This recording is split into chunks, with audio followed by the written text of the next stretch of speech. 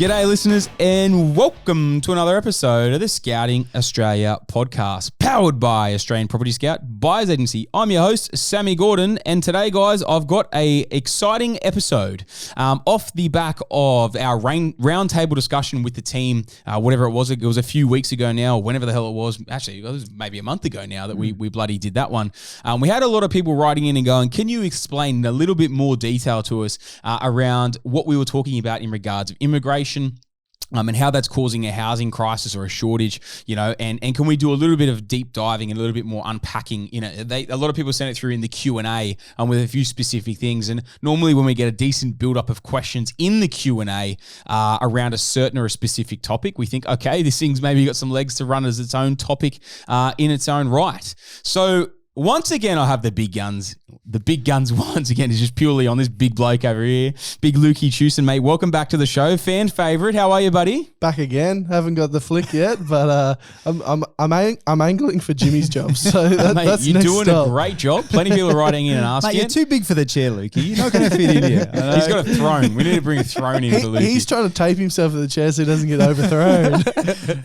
So we've got big Lukey in, mate. Welcome back, and then we've obviously got the silver dog, aka Gandalf, Mr. Jimmy Ibrahim. Welcome back as well. Mate, it's great to get us back here up on the GC. I was a bit suspect of coming up, but when you said Lukey was on the app, I said, all right, I'll come. Oh, thanks, mate. Thanks. Yeah. No No one really gives a shit. But shut up with your shit story. I'm migrating from Melbourne up here for Definitely the not. podcast. Nope. Have we got a new premier? Let's put a stop to that fucking request.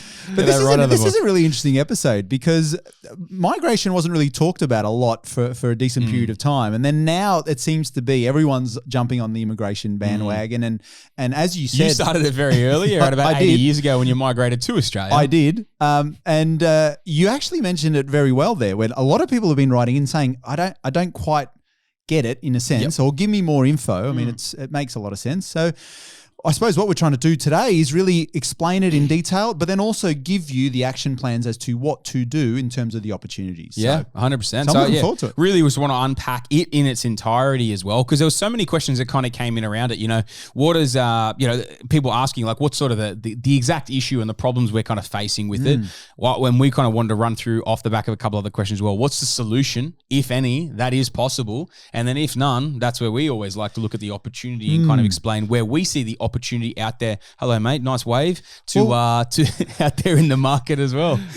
I was just going for a high five. I was just going for a high five. I was just going to say, because this is a little bit contentious, because being from Melbourne, we're not really in Pauline Hanson territory about keeping the people out. Are you two actually saying that we should cut migration to Australia? If it's Melburnians to the north, yes. I'm just saying, I know we're in Queensland, but let's dive into the whole thing first before we have that conversation as to what we should do on that. Lukey? It was actually pretty funny because during COVID, pretty much all Australians were pretty pro closing the borders. Yes. Obviously, people wanted to travel and go see family and friends, and obviously that's a contentious topic too, and there's circumstances where we should have allowed travel, but on the majority, everyone was like, yep, close the borders. We don't really want as much, obviously, lockdowns due to people coming in, but it's definitely a different space now. That's what we're unpacking today. I think the crazy thing and the thing that we are unpacking today and where this is all stemming from is at the start of COVID, right? There was that lull period of around about 5-6 months there, roughly somewhere around that, where the market was in that little bit of a state of flux. No one really knew what was happening. It was a very uncertain time. And that was that one period where all that stock that was available, people who didn't need to sell pulled it off the market. The people who needed to sell sold. They stayed on market and they sold. The people that were scared and weren't comfortable holding through that period. That is what kind of led us initially. So we're talking back end of 2020 into the current housing shortage and crisis that we're in now, because the market never really fully recovered from that point.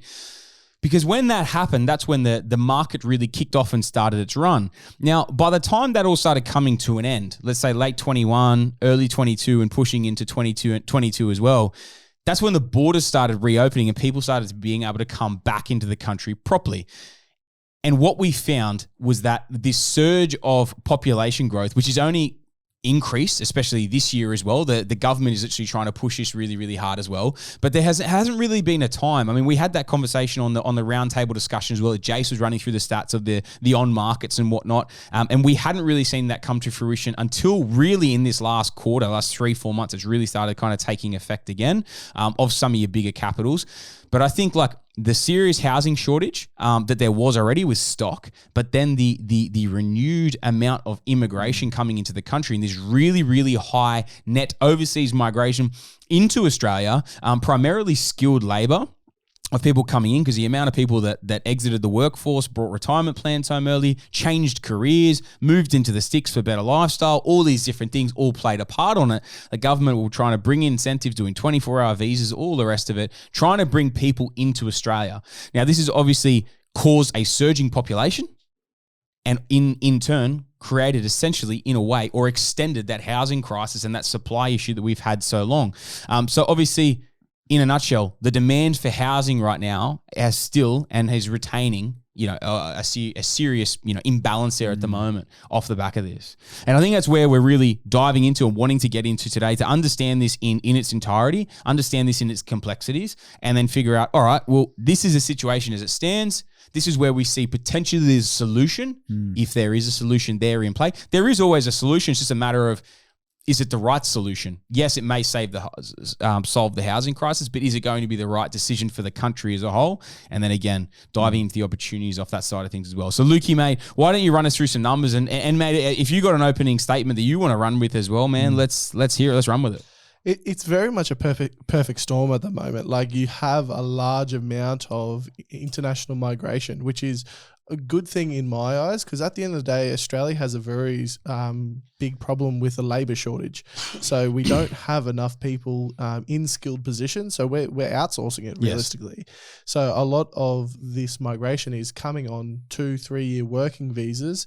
And as I discussed, obviously, on the round table, a lot of those people are eventually going to move from the rental market while they're on their working visas into permanent residency. And that's going to put a further strain on the housing market. So I don't see it getting any better anytime soon. So that's part of today. What are we at now? What are we moving to? And what's the solution between now and then, if any? Can I set the just a bit of framework from before COVID, Sammy? Because we were already undersupplied leading into COVID. Yes. There was already a significant housing shortage. I wouldn't say it was crazy. Wasn't it like leading into COVID? You sure? It was numbers they always bandied around, but it wasn't. Because I remember reading reports saying we're 180,000 They've said homes. that forever, but I mean, if that's the case, then the housing boom doesn't really ever stop. Like when you look at what happened during COVID, yes, in some areas there was a shortage, but it was also capped out by an affordability perspective as well in some areas too. But man, like when you really drill down, you look at it, that housing crunch that we saw of people who needed to sell, sold, those who didn't need to sell, pulled from the market, then prices went on a run. So a lot of people held property. A lot of people also weren't moving around. There was a lot of uncertainty. So people, again, held off longer and longer and created a serious housing shortage on that front. What you're probably talking about is like the building approvals and like we're not building enough homes for the future population side of things. And like, yeah, that's been talked about for ages, but it wasn't creating like the serious housing shortage that we're seeing today. Yeah. Most capital cities were sitting around 2 to 3% as a vacancy rate as a whole during that period. I can't remember the last time I saw a 2% vacancy rate, like other than areas potentially in Sydney that have blown out in the last 6 to 12 months. Sydney and Melbourne is some of these areas that have blown out a little bit. But for most of your other, especially the smaller capitals and your regionals, for the last 3 years, and actually I'll say as well, I own some properties in Sydney, and in the areas where I own in Sydney, in COVID, my vacancy rates fell to 0% flat. 0% like that, but that was the demand in that specific area. But if you look now, I know we were talking Perth a month ago as well. You're looking at Brizzy, you're looking at Adelaide, you look at regional hubs and everything as well. A lot of those are sitting at sub 1% vacancy rates. That's strongly rising rental growth markets, and something you like that normally doesn't stay for a long period of time because the supply can catch up. But we're not seeing that happen. If anything, we're seeing the deficit worsen and getting and hence why we're talking about the immigration side, because piling them in, I'll let you go, Lukey. I won't steal your thunder. But it's a result of what you just talked about. Yes. We have been undersupplied in the building space for a while. And although it hasn't been at alarming rates, it does compound. Like if you're significantly under a few years in a row, and then you have things like COVID, we can't get materials, can't get any labor, etc. You then go and add that to the problem that wasn't too bad, but we're now seeing the results, and it's highlighted on the big scale. It's kind of like a burn-off. It's a controlled burn-off in the state forest. And then the wind changes and it goes from 20 degrees to 40 degrees. Yeah. And the whole forest is on fire. The whole forest is on fire. So it's literally got to that point. So you're saying that we've always had, I mean, we're a migrant nation, right? And we've always been bringing people into the population. We've already been undersupplied to a certain point, but now it's really fuel on the fire. Definitely. And it's actually going bananas. It literally is. Like, I literally just thought of that straight off there when you were talking about that. It's true. Because it's true. Because it kind of was like, you know, little kindling. Yeah, little Simmering. kindling, burning away, like just doing this little thing just there in the background. People are aware of it, but it wasn't crazy. And then change of wind, a few things come in, stock pulled, even people splitting up during COVID and separating, and singular households turning into two households, putting extra pressure on. They also sell, and then most of the time rent. So just that continual pressure kind of build up. But then, yeah, the change in the wind and the doubling of the temperature, that's been the population growth. That's been that net overseas migration. And even as you said, not only people splitting up, but people in COVID wanted their own space. So as soon as there was an opportunity to move out to get your own space, that they take dwellings off the 100%. That's what I'm talking off about. the market. Yeah, that's as the shit I'm talking about. Yeah. So how do you want to go, Lukey, with this? Where do you want to drive this? So in terms of like part of it is also the solution, or what is even being talked about in the market at the moment is reducing. So Lukey, mate, before you run into all that stuff, the solution. Give us the stats. Give us the hard line. Where are we sitting at the moment in terms of population growth to date? Right. So in the year leading up to March 23, so this is the most recent data we have. So we're 6 months out of that. Yeah, we're up 2.17% on overseas migration. Yep. It actually boils down to 454,000 people in the 12 months leading to March 23. So nearly 500,000, 454,000 increase in population in a 12-month period. And they're ramping it up. They're ramping it up. And pre-COVID, just to give you an example, I'll cut you off a bit, but pre-COVID levels were under half of that. So you're looking at about 220,000. Yeah. So we're literally more than double what we were pre-COVID, and they wonder why I've got a housing shortage. They wonder why you got to have a housing shortage, but then they're also wanting to increase it because we still have a labour shortage. I think the biggest thing we're going to see here, there's going to be obviously a housing shortage from a actual sale perspective, and like that is going to continue to pump. But I honestly believe the next 3-5 years minimum, because the idea is they want to run this hard for 4 years. They want to do a significant increase. They want to get a significant amount of skilled labor into the country. They run this hard for the next 4 years. When you think about it, people move into the country. They can't buy straight away. So normally they've got to get their visas. They got to do their 2 years on visas, then try and get residency and everything. You're talking, even those people get to there at come in on the fourth year with this rapid surge of migration, they've got 2 to 3, maybe 4 years before they buy. Which means for between now and the next 8 years, you realistically are going to have an extremely suppressed rental market that's absolutely under crazy pressure. The only thing that happens when that happens is rental growth. Yeah. Like serious rental growth. And, you know, we look at the numbers. It's funny, man. Like I knew the numbers from a higher level over the last couple of years, but I hadn't realized it was at that level that had obviously been recorded back then as well. Like that is immense. That is a huge number. But to 454,000 in 12 months. But it's not even that. It's the fact that it's doubled the normal. But that's pure just net overseas. That's not even including like repopulation in Australia, right? Correct. That's just Jesus. Net migration. But I think you brought up a good point, because even if they do bring back those numbers and there's a labour shortage, not only just in construction, but in every industry. Obviously, there's migration into, you know, you said hospitality, medical. There's a lot of nurses and doctors. It's everything. So, I mean, this is a massive problem. You need to get Sammy on the board. What would you do? Get you sitting next to elbow. What was it? There was someone wrote in that Q&A. They go, what would the bull shark do? WWTBSD or something like that. I was waiting for you to drop that. Because if people are saying bring down the population, but we don't have, or the migration, sorry, but we don't have the, we've got the labor shortage. You say, what would I do? For me as an investor, this is a prime time of the next 5 to 10 years as what is a capitalist and whatever the fuck the other one is. This is socialist. me, whatever you are.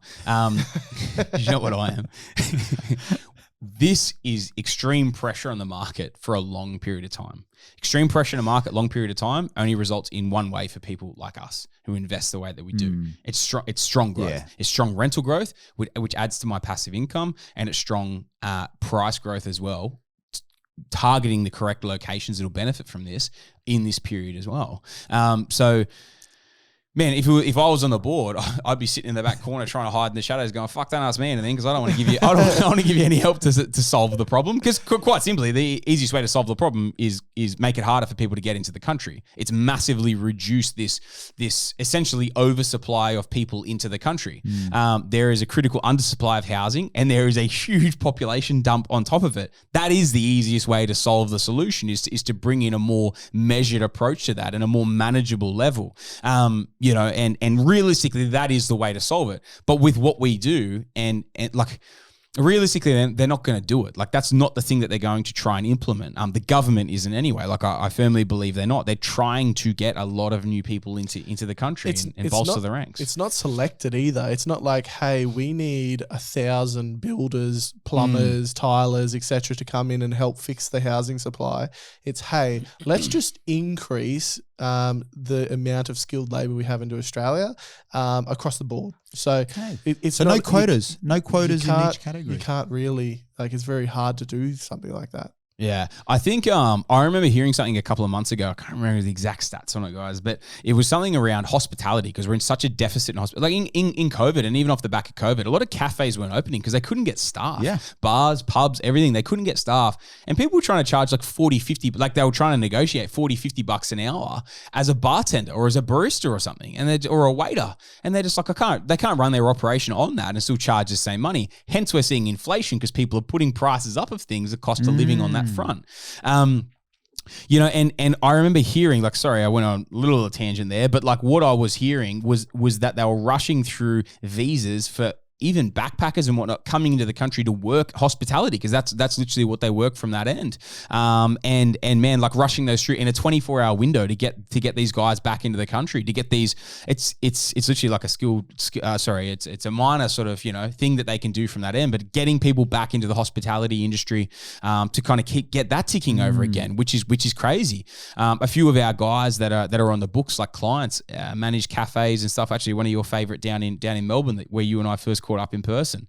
I remember having a chat to him, the manager of that cafe, telling me they came very close multiple times to shutting the doors because it was so hard to find anyone to make the coffees, to wait the tables and all the rest of stuff. And you can see why they're pushing it so hard and they're trying to get that huge surge in, but it's like, they're talking about it for the next 4 years. Is it sustainable to do it? From the housing market perspective, I strongly believe it's not going to be. It's going to, the rental market and the pricing is only going to go one way in my mind.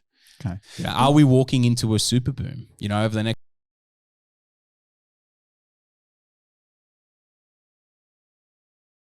super flop?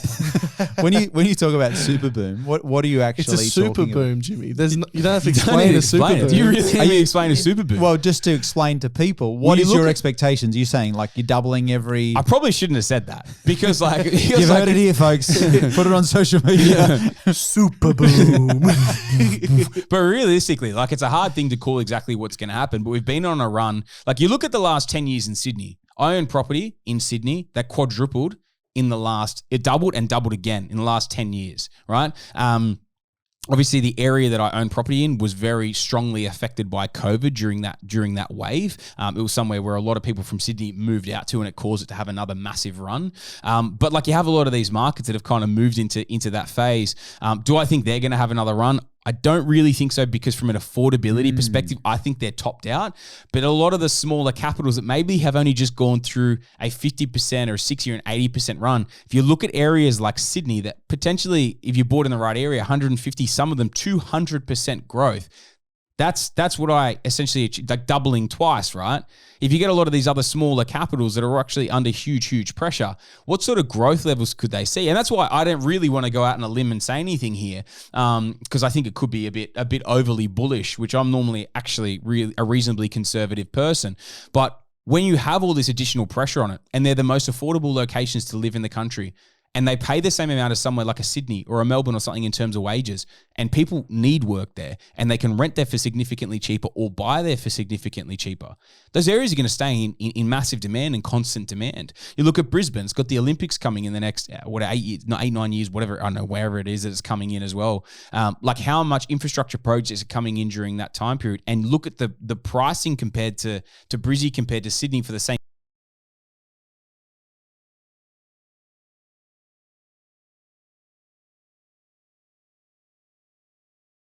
At a lot of the smaller capitals, a lot of people are opting for affordability and a less hectic lifestyle these days since COVID than living in Sydney and doing a 2-hour commute to get paid the same money. And a lot of people now, you don't need to work in the same office. Like majority of the APS team, we're almost all remote, you know, and it's like you don't need to live and work in the big smoke anymore to make the big bucks or to make good money. And that work-life imbalance that was there for so long, a lot of people during COVID threw it out the window. So, yeah, man, I think the current run that we're going to go on and the pressure that we're under and the housing market is under, I don't think we're in a normal boom period at the moment. And I think the areas that are being impacted the right way by the current environment, like you look at the areas that we're investing in or we have invested in that are sitting at 20, 30% plus growth per annum the last 12 months, where interest rates are at 6, 7%. They don't do that unless they're on massive pressure. And then some of those areas and some of those states and some of those cities are the highest population growth areas in the country, with that just getting bigger and bigger. Does that 454 compound in March 24, is that going to be 555? Something like that, you know what I mean? Like, and if it is, what's going to be happening to the numbers? So I'm not calling exactly that this is what's going to happen, but I wouldn't be surprised to see cities like Perth, Adelaide, Brizzy, a lot of regional centers that are coming from an absolute bottom that haven't grown since the late 2000s. We're not talking about a Sydney that didn't grow from 2003 to 2013 and has 150, 200%ed since then. It's been great. I don't think it's going to continue a run like that. But if you look at the smaller cities that didn't grow between, say, 2007 and 2020, and then COVID kicked it in the arse and it started to have its run. But then all of a sudden, affordability and long-term average-wise, you know, does a cycle in a market like we're about to go into now start turning into a 150% growth rate from absolute bottom to absolute top, as opposed to like an 80 to 70 to 100 that maybe was previously the norm? We're not in normal market conditions. We haven't been in normal market conditions for 3 years. Where does this thing go?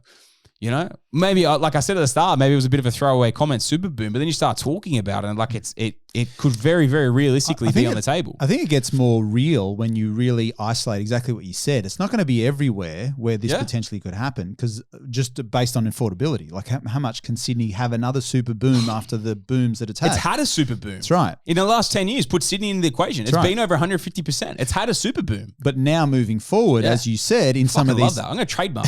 In some Caleb, of these... so I don't forget, can you shoot this off right now? Superboom. SG Superboom. That whole thing clipped straight away. That's it. That's his Instagram bite. There we go. Right there. 100%. I was on a tangent there. But I think like one thing important, especially with what you mentioned there, is taking back to what Liam said in our end of quarter. Yeah. So the top we ever hit from a building point of view was like 220,000, and that was pre-2010. Now we're sitting around that 195 and below pretty much on a long-term average. So if you're looking at that and seeing, well, hey, we got 450,000 people, and that's just internationally. That's without...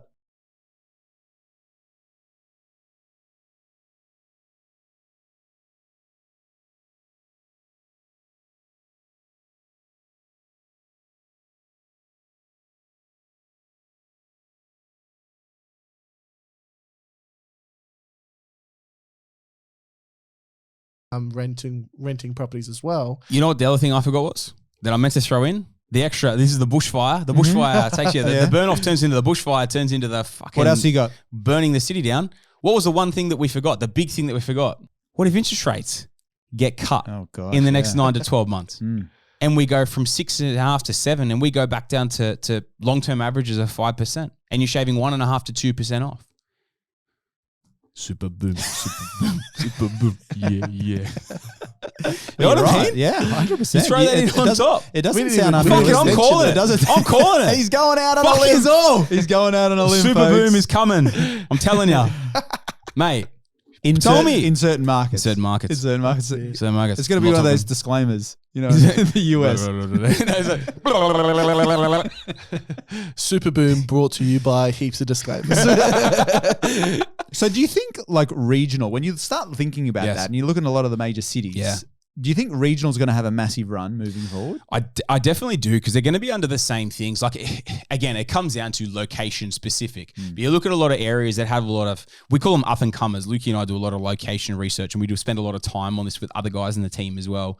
Some people that are a little bit more behind closed doors. But we assess very closely what markets we think are going to run and why. And there's some markets that are obviously on runs and we're buying into them because we still have the connection, we still have the ability. If we can still make 50, 60% in a cycle, in a 2-3 year window, why not? Why not make that money and pull that cash out in 6 to 12 months and go invest it in another market, go put it in another market, another asset, and then sell it when the thing peaks out.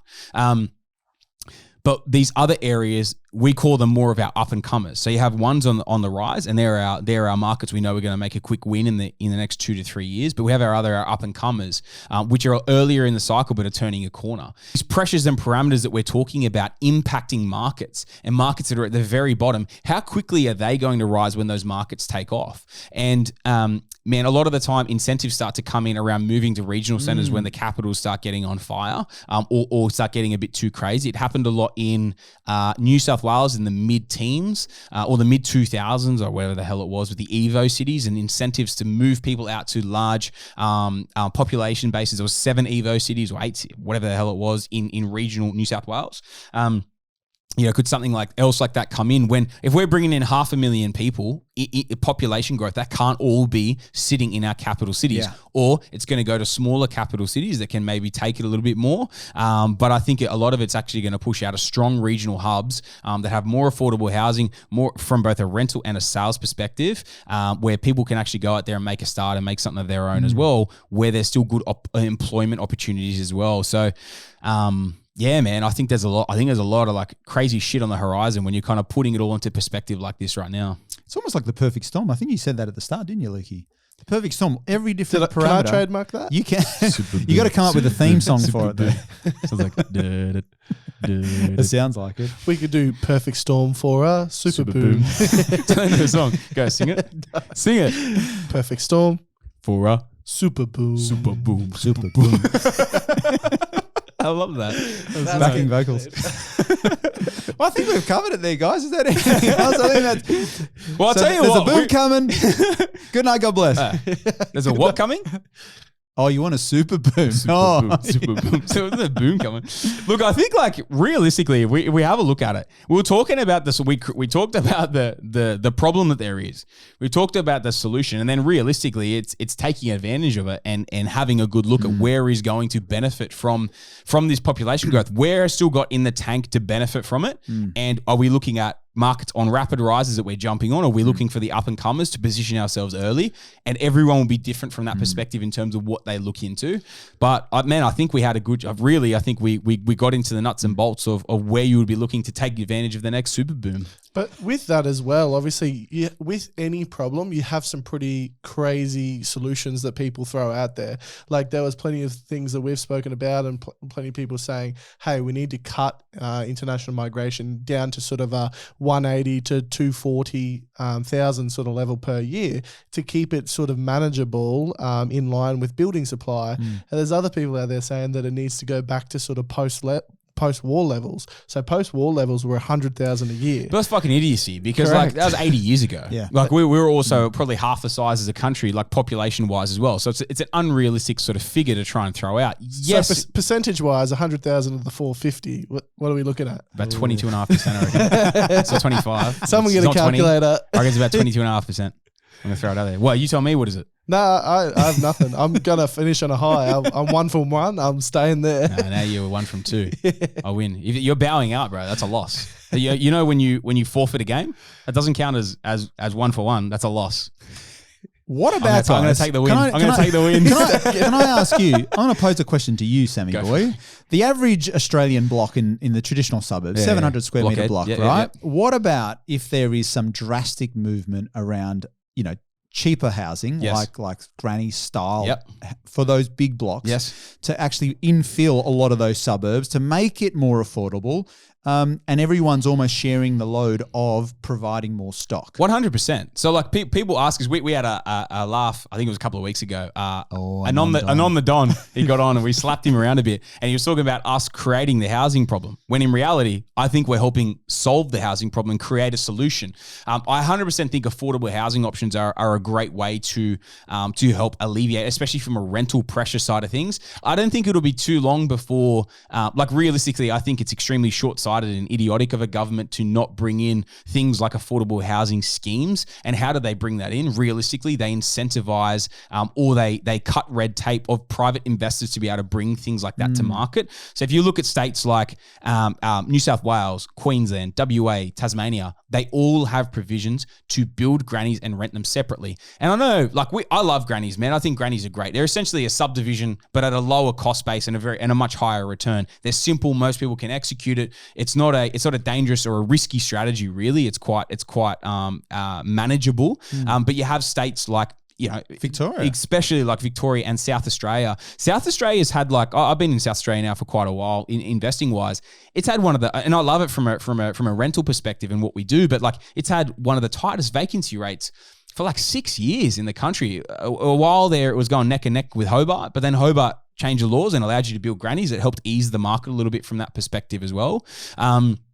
But man, you look at South Australia and Vic especially South Australia, because it's just they can't. They're very pro infill, but realistically, both those states, in my opinion, they really need to change out that policy.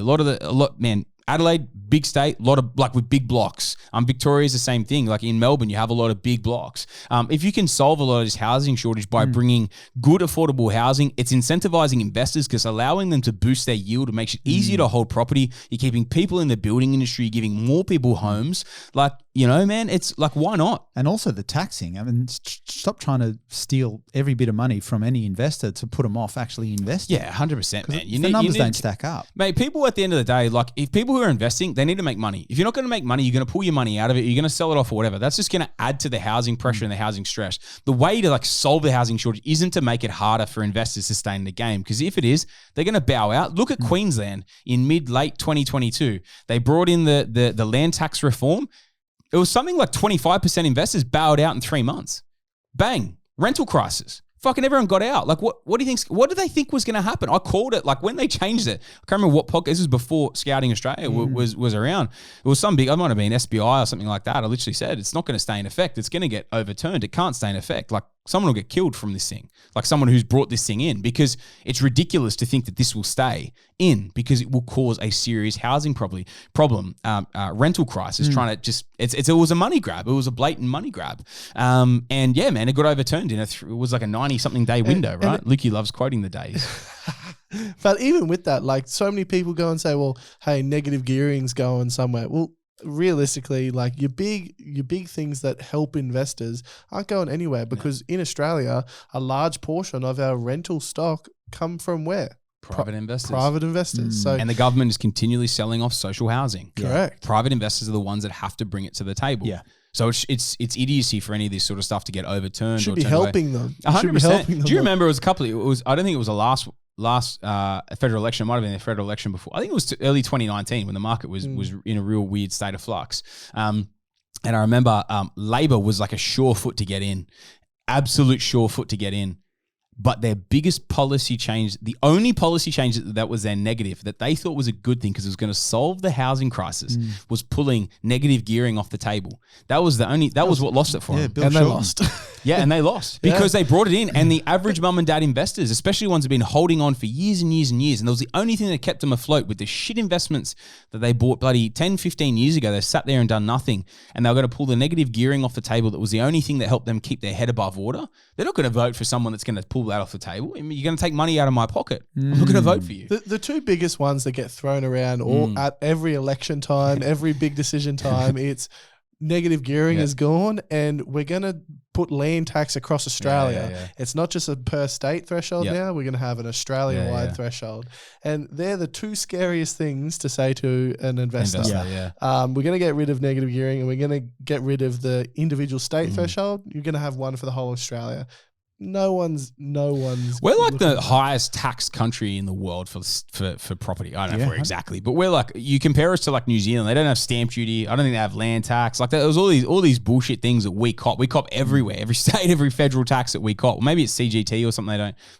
It's I don't think they have negative gearing. It's two of those three. Yeah, but negative gearing if you're not paying stamps, bloody land tax, all the rest of the bullshit, capital gains tax exemptions. You don't need you don't need that to survive because you got all the other good stuff on the other end. You know, and it's, man, we're a very, very taxed country from that position. I think if they want more people to bring this sort of stuff to the table, they start cutting a bit of red tape, making a few things a bit easier from that side, and not villainizing bloody private investors out there that are literally providing a shitload of accommodation.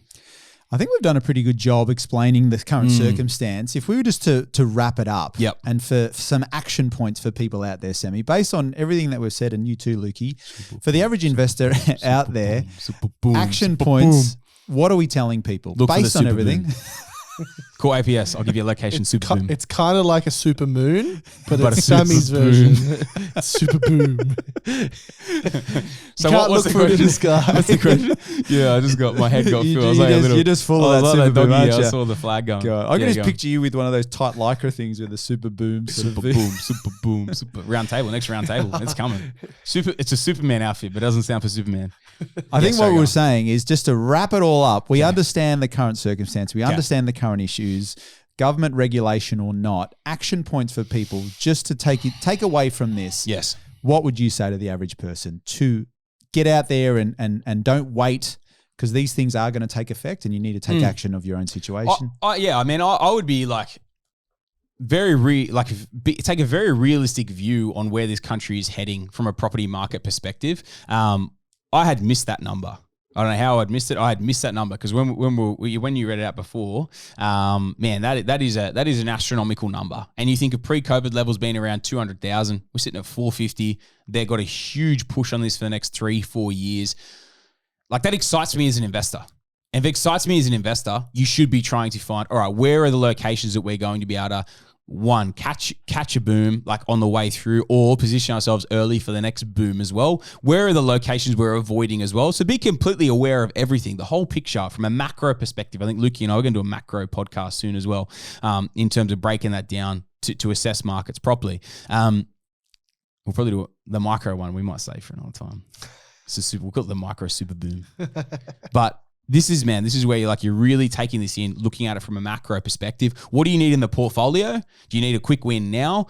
Or in the next, let's say 2, 3, 5 years, you want something that's doubling in the next, 5, 7, 10, something like that. Like, what is the game that you're looking for? But really, these next 3 to 5 years of this massive run that we're coming in terms of population, we're coming in right now, make no mistake, this is going to have a massive impact on the market. We are not building anywhere near enough homes to match what's coming into the country right now. It's not slowing down in terms of the population boom coming in. The only thing that's slowing down at the moment is builds and build approvals, as Liam dissected last month as well. We literally, man, I'm not kidding. We're definitely moving in some areas into my opinion, a super boom beyond a standard size boom because of the population growth and where they're starting from. That's the important thing to think of. I'm not talking about everything being on an equal plateau, and some areas moving heaps further than others. Some areas have had their super boom or their huge boom right now, in the last 10 years. It's looking for the other areas that are going to continue to perform and making sure you're selecting. Right now, it's coming down to, like Morgs was talking about in the poddy last month as well in the round table, areas that haven't had as much significant growth as others, but being able to kind of jump in there and tie in alongside area, locations that are lifting as a whole and that will push further and harder than the other places as well. So, man, it's looking for the opportunities. Obviously, that's what we help everyone with at Australian Property Scout, helping them make those correct decisions and positioning them into the correct markets properly and helping them make the educated decisions in terms of what they need in their portfolio next. So we can help them make that decision and then execute on that for them as well. But yeah, man, that's what I'd be trying to really take into account and get in front of and buy that correct property to get in front of it. Lukey? I think the biggest thing for me is a lot of people think, oh, well, we'll wait until it gets better. Yeah. We'll wait until inflation comes in under control. We'll wait until interest rates taper off. We'll wait until this. I think it's going to get a lot worse before it gets better. I don't think the solution is as easy as some people have said. And even we don't fully know the solution at the end of the day. The solution is going to take time.